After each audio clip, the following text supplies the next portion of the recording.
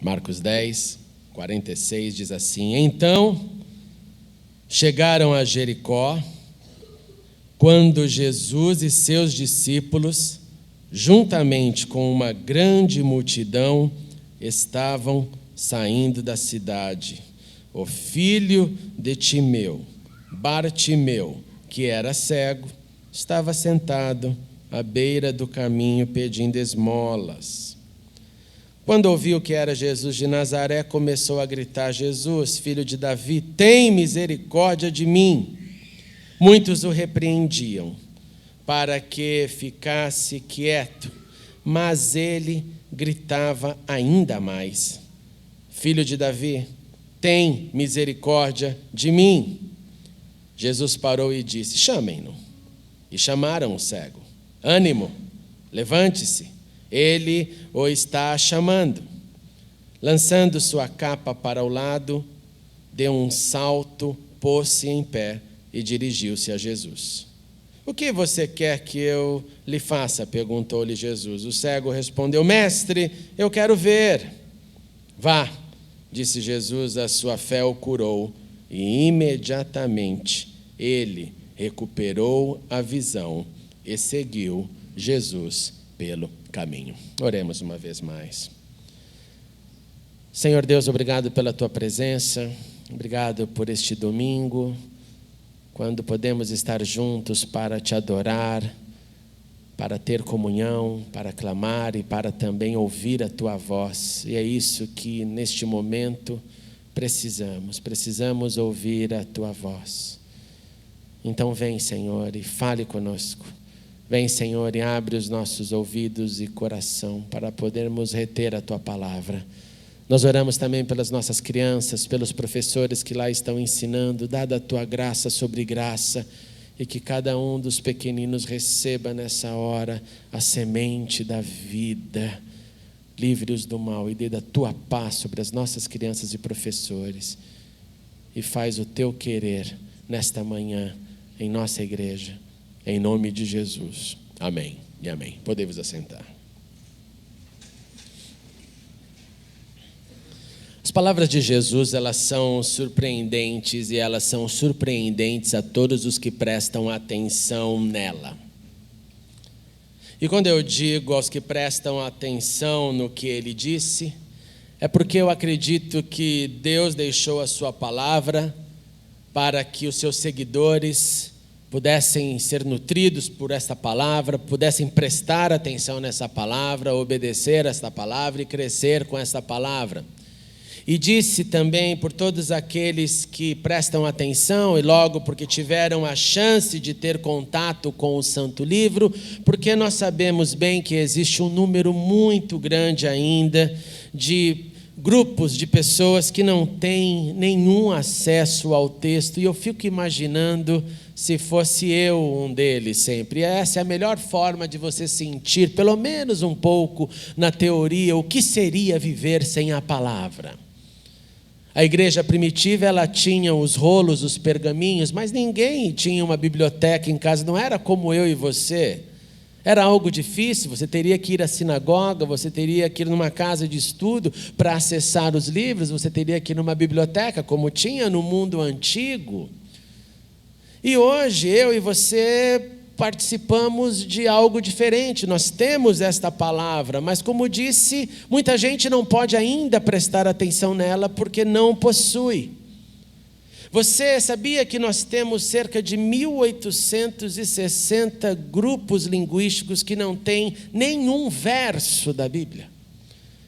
E esses 1860 grupos não possuem ainda nenhum projeto de tradução da Bíblia para eles. Uma das missões de tradutores da Bíblia tem o alvo de até 2025, pelo menos, começar um plano de tradução que irá abranger todas as línguas que nós temos no planeta. Em números de pessoas, para você ter uma ideia, eu estou falando de mais de 180 milhões de pessoas que não têm um simples verso da Bíblia. Então, quando eu tenho ela em minhas mãos, quando eu tenho condições de, como disse no início, prestar atenção no que eu possuo, isso deve, no mínimo, aumentar em mim e em você 3 itens, que é o temor, a honra e a gratidão. Temor por Deus, porque Ele nos tem dado gratuitamente acesso à tradução da Bíblia.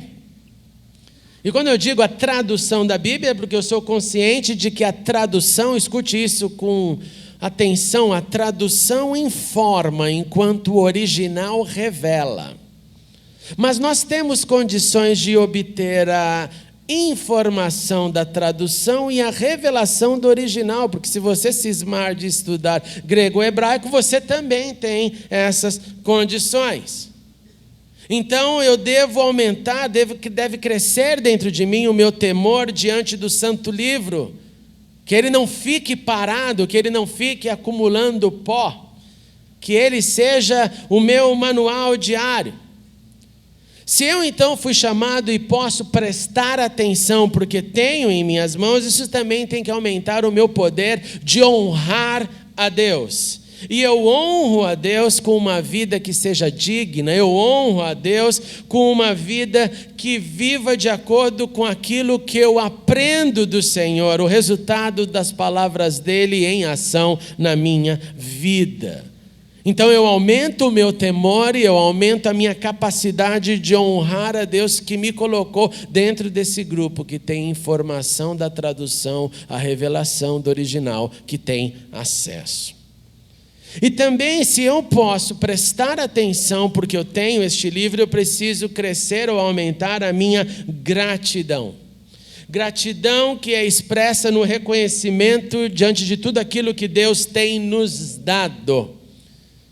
E eu volto a te encorajar a pensar sobre isso, sobre o que seria da nossa vida sem a palavra de Deus. Tudo isso junto, então, temor, honra e gratidão, é o que deve ser desenvolvido por nós como discípulos do Senhor, por aqueles que encarnam a missão de aprender e aprender sempre, porque nós fomos chamados para sermos alunos. E alunos aprendem sempre. Vocês concordam comigo? Alunos aprendem sempre. Então, compartilhe com quem está do seu lado o que você aprendeu essa semana da palavra de Deus. Vamos lá, rápido. O que você aprendeu da palavra de Deus essa semana? Rapidamente, 30 segundos, vamos lá? Se você não aprendeu, confesse, não invente uma história do passado.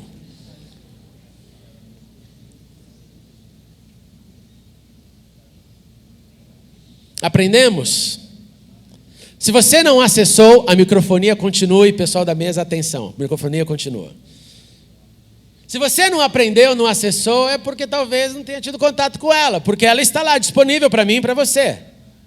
Ela está lá pronta para me informar e para te informar. Alunos aprendem sempre. Alunos não tem limite, não tem um dia que você fala, eu aprendi já o suficiente. Então eu estou te dizendo isso para te dizer o seguinte, que eu preciso interagir com o que leio se quero prestar atenção, eu preciso expandir o que leio, tentando pelo menos criativamente visualizar aquilo que eu leio, visualizar a cena. Se Deus permitir, essa semana eu vou finalizar o nosso projeto da primeira peregrinação da IBP para Israel. E aí você vai poder visualizar ainda melhor, porque vai poder ver aquilo que você e eu lemos. Mas enquanto eu leio, então eu expando, eu visualizo, eu tento imaginar aquela cena. Eu tento fazer aquilo ficar real dentro de mim, porque se eu sou um aluno, eu devo aprender sempre. E eu devo aprender sempre prestando atenção naquilo que eu leio. Uma vez eu vi uma reportagem sobre um homem que dizia ter memorizado a Bíblia. E quem provava isso eram os adolescentes da igreja. Por quê? Porque todo domingo chegavam até ele e falavam, onde está escrito? E davam um verso. E ele repetia exatamente onde estava. E esses adolescentes, depois de terem ficado muito chocados com esse homem que nunca errava, e perguntavam, abriam cada texto os mais esdrúxulos possível, e ele lá, o texto é tal. E aí chamaram esse homem, essa história é verídica, a gente ouvia essa cena. Chamaram o homem na igreja e falaram, por favor, conte-nos o segredo. Alguém fala para você aí da plateia qual que é o texto? Tem alguma coisa? Você tem uma escuta? E ele disse, não. É porque quando eu encontrei o Senhor, eu fiz com a Bíblia aquilo que eu fiz no passado com as cartas de amor da minha esposa. Aí todo mundo entrou em choque. O que tem a ver as cartas de amor com a memorização da Bíblia? E ele disse, quando a minha namorada escrevia para mim, eu ficava tão desesperado que eu pegava a carta e lia, e ficava tentando o que será que ela quis dizer exatamente, será que ela me ama? Tentava descobrir. E quando eu me fui encontrado pelo Senhor, eu fiz a mesma coisa. Eu imaginei a Bíblia como se fosse uma carta de amor para mim. E eu comecei a prestar atenção em todas as letras e vírgulas, e consequentemente eu comecei a memorizar a carta de amor que Deus escreveu para o seu povo. Eu tenho então que ler e prestar atenção, eu tenho então que sempre ler e vivenciar, eu tenho que sempre aprender. Jovens e adolescentes, prestem atenção no que eu vou dizer agora. Se vocês não aprenderem, se vocês não estudarem, se vocês não prestarem atenção sistematicamente na Bíblia, os seus amigos vão engolir vocês, a sociedade vai engolir vocês. Como muitos chegam para mim hoje, pastor, mas falaram isso ali no colégio, na faculdade, e às vezes eu fico chocado, porque é o básico do básico do básico. E ainda nós não temos muitos conseguindo ter essa base tranquila, que possa responder perguntas, como Pedro diz, as razões da nossa fé. Jovens e adolescentes, se vocês não decidirem por esse estudo, por esse prestar atenção, vocês vão sucumbir facilmente nesta multiplicidade de informações que nós temos hoje. Pai, se nós não levarmos este prestar atenção para dentro de casa e não ensinarmos para os nossos filhos, eles não darão continuidade na fé que nós recebemos. Isso é sério demais. É pensar como que eu estou ensinando que Jesus, que Cristo, que Messias Salvador, eles estão vendo em mim em casa. O que eles olham nas minhas reações, nas minhas atitudes, no meu sorriso, no meu nervosismo, no meu pavio curto, na minha falta de paciência, no momento que eu saio para brincar com eles, o que eles veem em mim?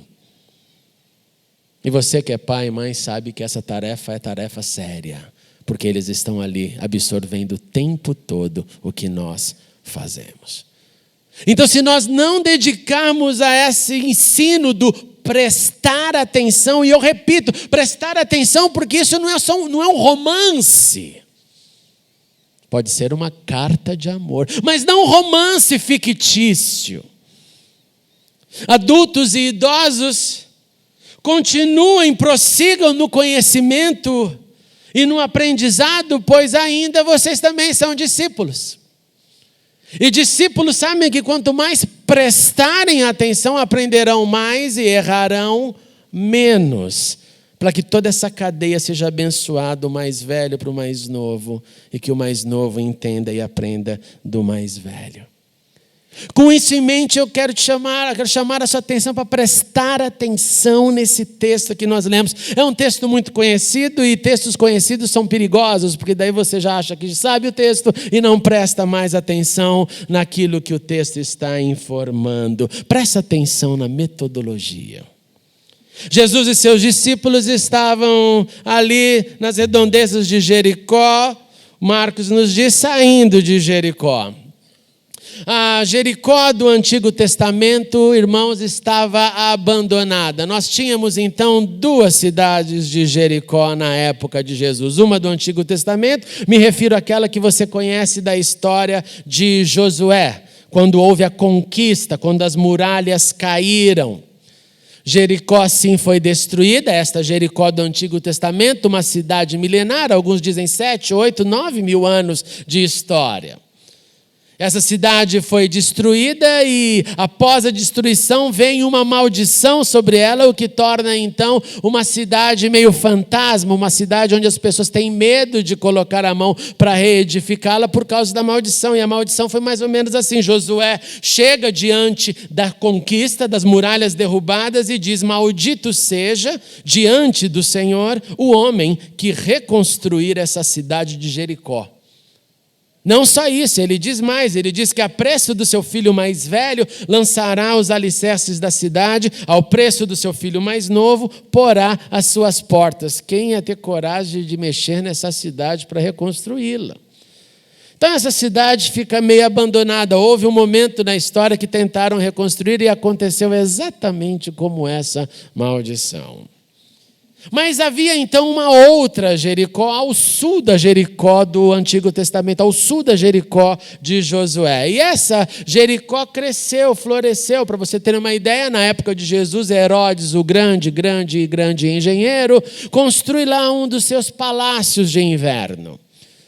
E ele, então, ao redor do seu palácio, a cidade vai crescendo, porque se tem um palácio era porque estava seguro para a população, então aconteceu uma segunda Jericó. Por isso que, às vezes, você pode ter um problema nessas narrativas da Bíblia, quando uma diz que Jesus saía de Nazaré, ou saía de Jericó, ou se aproximava de Jericó. Possivelmente porque passava pela primeira e entrava na segunda.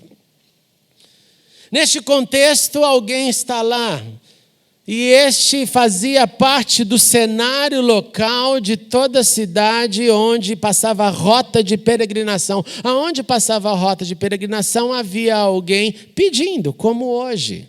Se há um local na cidade onde as pessoas vão comprar, pessoas em necessidade param lá para quê? Para pedir ajuda. E lá estava o filho de Timeu. E é interessante, preste atenção nas entrelinhas, por que Marcos, por que o Evangelho nomeia? Por que o Evangelho que está sendo escrito, as boas novas, para um público daqueles que haviam aceitado a Cristo, escreve o nome do pai do nosso personagem? E a resposta talvez seja porque Timeu era alguém conhecido pela comunidade de seguidores de Jesus. Talvez por compaixão do seu filho, talvez porque foi um pai presente, talvez porque foi um pai que posteriormente se converteu à fé cristã, então se tornou um referencial, ao ponto de Marcos escrever o nome dele. É o filho do nosso conhecido Timeu, não haveria por que escrever um nome se ninguém o conhecesse. E este era cego, e o que ele fazia naquele momento? Ele clamava. Ele clamava. Primeiramente, ele clamava, e quem clama, clama para ser escutado. Quem clama, clama porque possui alguma necessidade. Ninguém clama sem uma necessidade. Esse homem está posicionado, ele não está pedindo neste momento por dinheiro, ele não está pedindo por alguma ajuda, por algum benefício social, financeiro. Ele clama por ajuda. Minha primeira pergunta para você é: pelo que você clama? Ele clama por ajuda. E número 2, ele clamava por misericórdia. Misericórdia é a definição que ele mesmo dava para a situação que ele estava, diante de alguém que poderia resolver o seu drama. Ele clama porque precisa e ele nomeia. Eu preciso da sua misericórdia. Misericórdia de quem? Misericórdia daquele que ele creu. Misericórdia daquele que ele creu sem ter enxergado. Misericórdia daquele que o filho de Timeu talvez tivesse decodificado, reconhecido, colocado em sua mente que aquele que ele ouviu falar das Escrituras finalmente estava passando perto ali de onde ele estava. E isso é muito relevante, porque se você já conviveu com algum deficiente visual, eu tenho certeza que você tem uma experiência, entre muitas, mas uma experiência muito comum para quem interage sistematicamente, semanalmente, com deficientes visuais, você percebe que ele presta mais atenção nas palavras do que você. Ele lembra das palavras que você disse que você nem se lembra mais. E eu convivi nos últimos 7 anos na Inglaterra com uma deficiente visual que era a minha grande protetora, uma diaconisa na igreja inglesa. Eles prestam atenção porque ele não capta pelos olhos a sua aparência ou como você está dizendo as coisas. Ela capta mais atenção porque é pelo sentido da audição que recebe informações. Este cego, então, ele reconhece, ele clama por misericórdia para alguém que ele reconhece que pode dar misericórdia. Mesmo cego, então, ele pode ter escutado as profecias. Porque da onde vem essa ideia dele de olhar para Cristo e dizer, filho de Davi? Se ele então recebeu informação, se ele então prestava atenção, ele pode ter tido acesso, por exemplo, a Isaías capítulo 11. Quando o texto diz, um ramo surgirá do tronco de Jessé, e das raízes brotará um renovo. O Espírito do Senhor repousará sobre ele, o Espírito que dá sabedoria e entendimento, o Espírito que traz conselho e poder, o Espírito que dá conhecimento e temor do Senhor. E ele se inspirará no temor do Senhor, não julgará, presta atenção nisso, pela aparência, nem decidirá com base no que ouviu. Em outras palavras, ele não vai fazer esse aqui é um deficiente, eu não posso cuidar, curar, ele não está apto para o serviço, por exemplo, sacerdotal, como era para os levitas ou descendentes de Arão. Talvez o filho de Timeu conhecesse, tenha escutado o profeta Jeremias. Quando disse no capítulo 23, dias virão, declara o Senhor, em que levantarei para Davi um renovo justo. Um rei que reinará com sabedoria e fará o que é justo e certo na terra. Em seus dias Judá será salvo, Israel viverá em segurança, e este é o nome pelo qual será chamado, o Senhor é a nossa justiça. Se o filho de Timeu, então, ouviram os rabinos darem as suas aulas na sua esperança, naquele momento de ocupação romana, talvez ele esperou e acreditou que aquele dia chegaria. E quando ele ouviu a respeito de Jesus, ele identificou, é este. Finalmente, talvez ele conhecesse Ezequiel, que no capítulo 34 nós lemos, porei sobre elas um pastor, o meu servo Davi. Entenda, um semelhante a ele. Ele cuidará delas e será o seu pastor. Eu, o Senhor, serei o seu Deus, e o meu servo Davi será o líder no meio delas. Eu, o Senhor, falei. Então o filho de Timeu, de algum modo, tendo recebido informações, tendo sentido o momento, o toque do Espírito, nós não sabemos, o fato é que ele identifica o prometido das nações naquele momento. E ele continua então a clamar. Ele clama ainda mais, o texto também coloca esse ponto que você precisa prestar atenção. Os que não adiantavam os que o repreendiam para que ficasse quieto. Ele gritava ainda mais, nos confirma Lucas, filho de Deus, tem misericórdia de mim. Por que estavam repreendendo um cego? Por que as pessoas falavam para ele, cala a boca? Por quê? Por que não deixar alguém pedir ajuda? E a resposta talvez seja mais triste do que imaginamos. Não era porque ele estava trazendo um problema, gritando, perturbando o ouvido de alguém. Não. É porque para aqueles que não reconheciam Jesus como filho de Davi, ouvir alguém que não enxergava, enxergando, devia doer bastante no coração. Então fique quieto, porque se você tiver razão, você é um cego que vê, e eu sou um que enxerga e nada vejo. Fique quieto. Mas ele continuava: Senhor, tem misericórdia de mim. E ele reafirma uma vez mais. Ele reafirma sua crença no Messias, filho de Davi. Ele reconhecia aquilo, ou aquele que ele esperou e aquele que ele esperava. Mesmo não tendo sido escolhido para caminhar com Jesus, o filho de Timeu acreditou. Essa é uma pergunta para os céus. Jesus, por que o Senhor não ensinou o filho de Timeu? Ele, sem enxergar, já te aceitava. O Senhor chamou pessoas que ficavam ainda te testando. Será que é? Não é? Estou confuso. Hoje parece que é porque fez milagre. Amanhã não. Ontem ele falou palavras mais duras, então acho que não é. Na hora da cruz não é mesmo. Deixa eu ir embora correndo. Mas o filho de Timeu enxergava Cristo. Ele continua a clamar por misericórdia. Ele clama até ser respondido. O filho de Timeu nos ensina que clamor não é, como diríamos no inglês, um one-off. Você não faz um clamor e fala: eu já clamei, mas nada aconteceu. Não, você clama e você clama. E eu te pergunto novamente, pelo que você clama? Ele continua a clamar porque aquele era um momento de possibilidades. Ele clama antes de ser respondido, ele clama até ser respondido. E ele clama na solidão de quem não enxerga.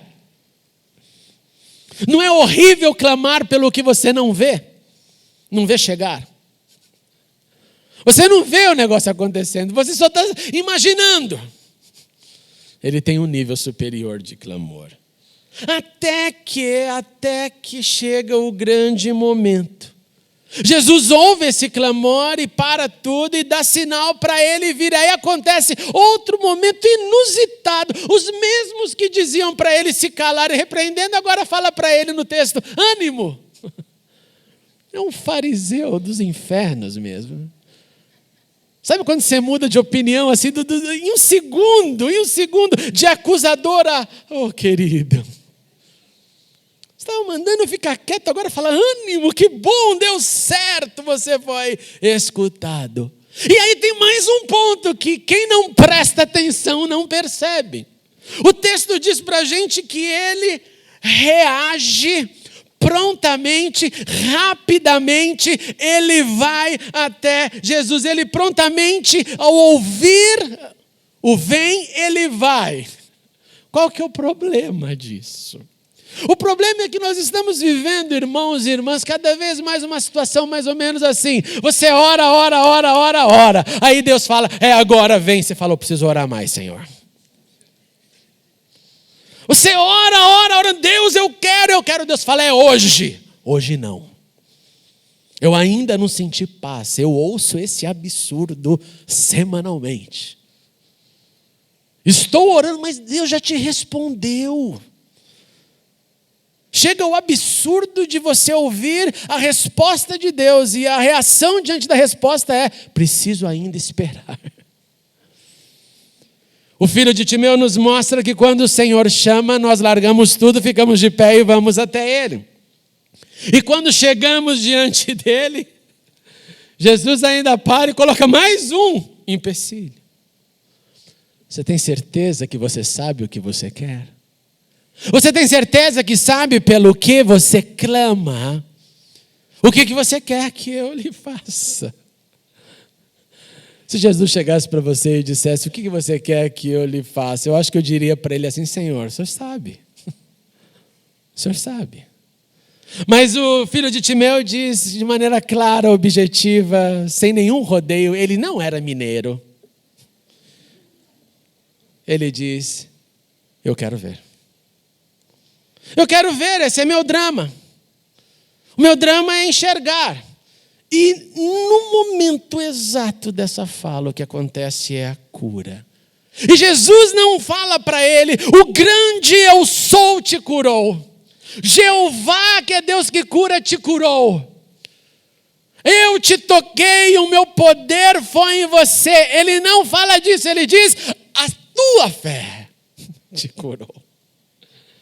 A fé que é necessário para essa manifestação, a resposta já estava nele. Só precisava do encontro, só precisava do mestre dizer: te ouvi, é agora.